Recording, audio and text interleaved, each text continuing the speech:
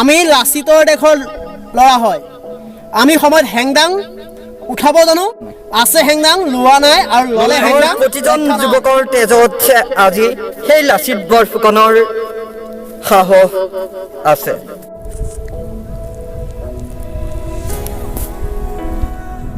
নমস্কাৰ বন্ধুসকল, আমি ওলাই আহিছিলোঁ আজি লুইতৰ পাৰত বনভোজ খাবলৈ।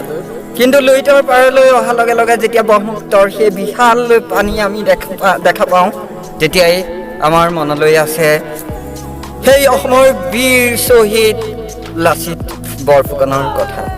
আমি এই মুহূৰ্তত বা আমি লুইতৰ পাৰত লাচিত বৰফুকনৰ বীৰত্ব কথা আমি প্ৰতিজন অসমীয়াই তেওঁক বীৰত্ব কথা আজি দেশৰ সংকটৰ সময়ত তেওঁ সাহস আৰু বীৰত্বক অনুকৰণ কৰাটো প্ৰয়োজনীয় হৈ পৰিছে। এই লাচিত বৰফুকনে মোগলক যিদৰে 17 বাৰ পৰাস্ত কৰিছিল, সেই বীৰত্বৰ কথা এবাৰ স্মৰণ কৰোঁ আহক।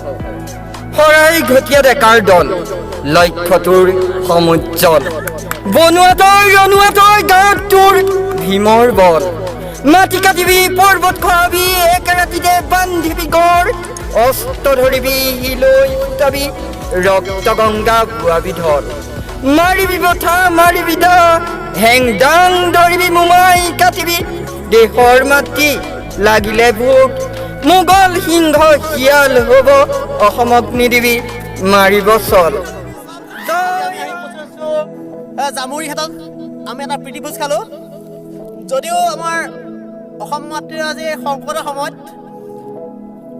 অসমৰ চাৰিওপিনে প্ৰতিবাদৰ জোৱাৰ উঠি আছে, আমি নামানো আৰু আমাৰ শেষ কথা আমি নুবুজো আৰু আমি সকলোৰে একে সুৰেৰে ক'ব বিচাৰোঁ